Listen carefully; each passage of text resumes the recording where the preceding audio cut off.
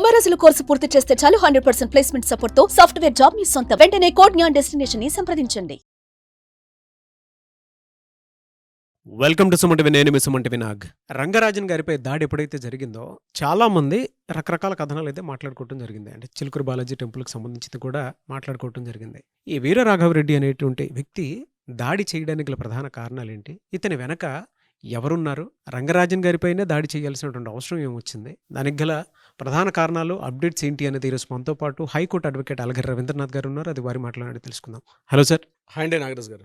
ఈ వీరరాఘవ అనేటువంటి పర్సన్ ఎప్పుడైతే రంగరాజన్ గారిపై దాడి చేయడం జరిగిందో రకరకాల కథనాలు అయితే మనం చూస్తూ ఉన్నాం. ఈవెన్ స్టేట్ గవర్నమెంట్ కూడా దానిపైన స్పందించడం జరిగినట్లయితే చూస్తున్నాం మనం. అసలు ఎవరు, ఎందుకు ఈ దాడి జరిగింది, దేనికి సంబంధించింది, పూర్తి వివరాలు ఏంటి సార్? నేను ద్రష్టను, మహాద్రష్టను, హాహాహా అని చెప్పి ఒక సినిమాలో ఒక డైలాగులో అమరీష్ పురి చెప్తాడు.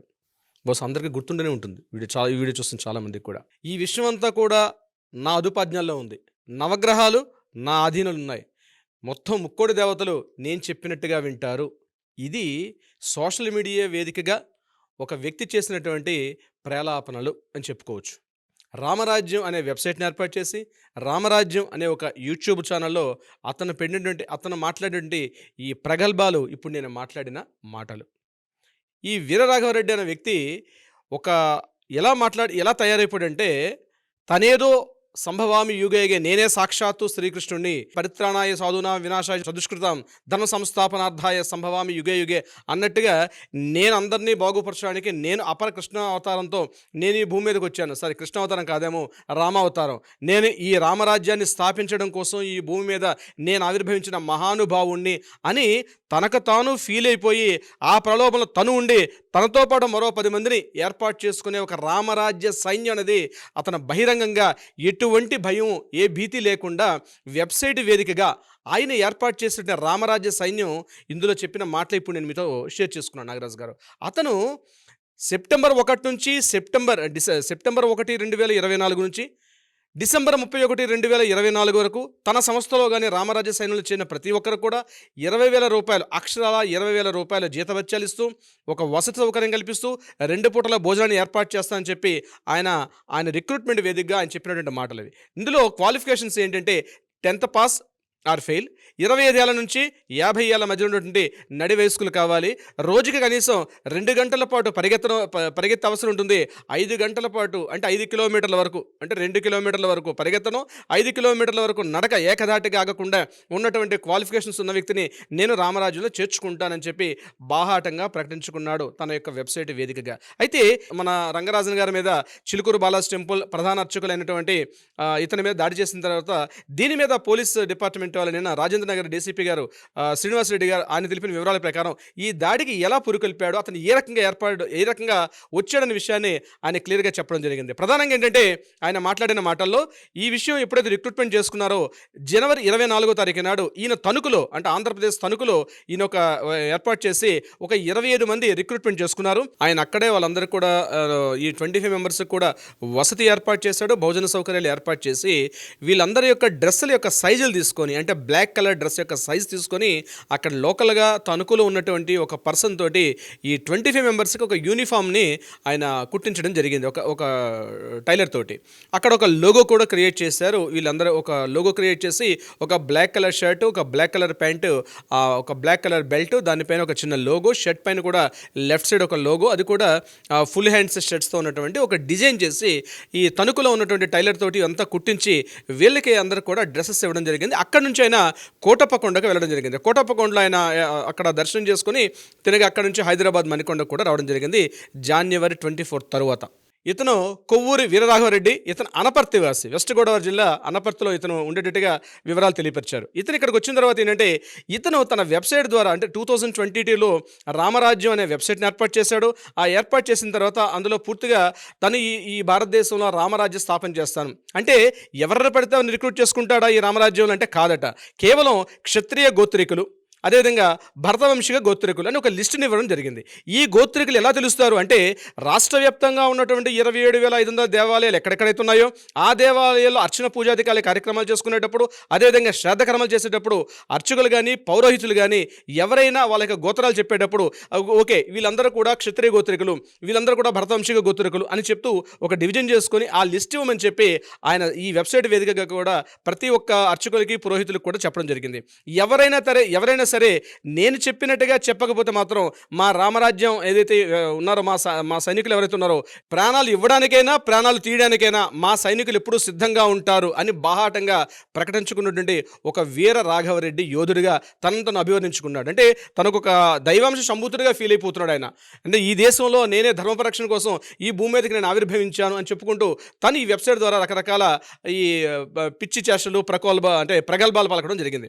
అయితే ఇతను మణికొండలో ఉంటూ వీళ్ళందరినీ అంటే తన సైన్యంలో ఉన్నటువంటి 25 మందిని తీసుకుని రిక్రూట్మెంట్ చేశారు. పాప అందరూ కుర్రవాళ్ళు. అందులో కొంతమంది నిజామాబాద్ లేడీస్ వచ్చారు. అదేవిధంగా కామారెడ్డి నిజామాబాద్ ప్రాంతంలో నుండి కొంతమంది లేడీస్ కూడా ఈ వింగ్లో జాయిన్ అయ్యారు. వీళ్ళందరూ కలిసి మణికొండ ప్రాంతంలో మరొక మీటింగ్ పెట్టుకుని అక్కడి నుంచి స్ట్రైట్ అవే ఫిబ్రవరి 7వ తేదీ నాడు ఆ చిలుకూరు ప్రాంతానికి 3 వాహనాల్లో వెళ్ళడం జరిగింది. ఫిబ్రవరి 8వ తేదీ సాయంత్రం నాడు వీరందరూ కలిసి చిలుకూరు బాలాజీ టెంపుల్ రంగరాజన్ గారి ఇంటికి వెళ్ళి అక్కడ చేసేటువంటి ఈ దుశ్చర్య మనందరం కూడా చూసిందే. కొన్ని ముక్కుపట్టేసాడు భగవద్గీత శ్లోకాలు కొన్ని ముక్కుపట్టి ఏదో ఒక ఆవేశపూరితంగా అంటే ఆ చెప్పే విధానం కూడా ఎలా ఉంటుందంటే నేను ఎంతకైనా తెగిస్తాను. ఈ వీడియో మొదట్లో నేను మీకు చెప్పాను, నవగ్రహాలు కూడా నా ఆధీనంలో ఉన్నాయి, ముక్కోటి దేవతలు కూడా నా ఆధీనంలో ఉన్నాయి. ఆయన ఆ మొత్తం వీడియోలో ఉన్నటువంటి అవన్నీ మనం చూస్తే ఆయన ప్రగల్భాలు ఈ మాదిరిగా ఉన్నాయి. 2 రాష్ట్రాల ముఖ్యమంత్రులు కూడా వార్నింగ్ చేయడం జరిగింది. దేశవ్యాప్తంగా ఉన్నటువంటి మన హైకోర్టు న్యాయమూర్తులు, సుప్రీంకోర్టు న్యాయమూర్తులు కూడా ఆయన వార్న్ చేస్తూ మాట్లాడు, మాకు ఇక్కడ ఉన్న ప్రజాస్వామ్యం మాకు అవసరం లేదు, ఇక్కడ ఉన్న రాజ్యాంగం మాకు అవసరం లేదు, మేము ప్రత్యేకమైన రాజ్యాంగాన్ని రాసుకుంటాము, మేము ప్రత్యేకమైన రామరాజ్యాన్ని మేము ఏర్పాటు చేస్తామని చెప్తూ ఈవెన్ దో ప్రధానమంత్రికి రాష్ట్రపతికి కూడా ఆయన ఇక్కడ నుంచి ఈ వెబ్సైట్ ద్వారా ఈ సోషల్ మీడియా వేదికగా ఆయన వార్నింగ్లు చేసినటువంటి విషయాలు కూడా మనకు కనిపిస్తున్నాయి. అంటే పూర్తిగా పైత్యం పెట్టేసింది. రాజ్యాంగ అధికారంలోనే కొన్ని సెక్షన్స్, చట్టాల్లో కొన్ని సెక్షన్స్, న్యాయమూర్తులను కూడా ప్రశ్నించే అధికారం మాకుంటుంది, ఇంపీచ్మెంట్ చేసే అధికారం మాకుంది, మేము చేస్తాము అని చెప్తూ ఆయన ఒక ఫోన్ కాల్ మాట్లాడారు. భీమవరం సీఏ గారితో మాట్లాడే అది కూడా మన సైట్లో ఉంది. భీమవరం సీఏ గారితో ఆయన మాట్లాడుతూ పలానా సెక్షన్స్ ద్వారా అక్కడ ఉన్నటువంటి జిల్లా కలెక్టర్ గారిని మీరు ఇమీడియట్గా అరెస్ట్ చేయకపోతే మేము అరెస్ట్ చేస్తాం జిల్లా కలెక్టర్ గారిని అని చెప్తూ ఒక ఆడియో కాల్ కూడా మనకు రిలీజ్ అవ్వడం జరిగింది. హలో అయ్యా, నమస్కారం సార్. నా పేరు వీరరాఘవరెడ్డి. చెప్పండి సార్. భీమవరం సబ్ ఇన్స్పెక్టర్ గారా? భీమవరం సిఏనండి. భీమవరం సిఐ గారా? అయ్యా, తమ నెంబర్ కంట్రోల్ రూమ్ నుంచి తీసుకున్నాం సార్. చెప్పండి. ఇది కొన్ని నేరాలకు పాల్పడినందుకు గాను సి నాగరాణి గారని ఈ డిస్ట్రిక్ట్ కలెక్టర్ గారిని party of BNSS part section 43 CrPC memorandum ఇచ్చి అరెస్ట్ చేసామండి. ఎవరినండి? డిస్ట్రిక్ట్ కలెక్టర్ గారినండి. ఆవిడ కలెక్టరేట్ లో ఉన్నారు. ఒకవేళ తమరు మరి ఎవరినైనా పంపిస్తే మేము ఆ ఫిర్యాదు ఆవిడని అప్పచెప్పేసి మీకు అన్ని ఎవిడెన్స్ కావాలంటే ఇస్తాం సార్. అర్థం కాలేదు మీరు చెప్పింది. మేము అరెస్ట్ చేసిన వ్యక్తి కాగ్నైజబుల్ అఫెన్స్ పాల్పడినా నాన్ కాగ్నైజబుల్ కు పాల్పడినా ఆ వ్యక్తి బెయిల్ ఇవ్వదగింది అంటే ఇక్కడ మేము కుట్రపూర్తిగా ఈ నేరం చేశారని ఆరోపిస్తున్నామండి. మేము ఒకవేళ కుట్రపూర్తిగా అంటే 120B కూడా వస్తుందండి, 295A కూడా వస్తుందని మేము ఆరోపించినవి.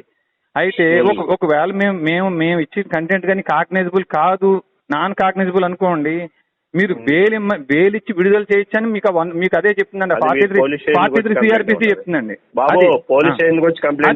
అది 154 సార్.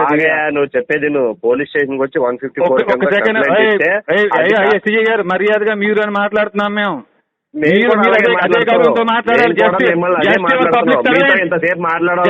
పబ్లిక్ సర్వెంట్స్ మీరు, పబ్లిక్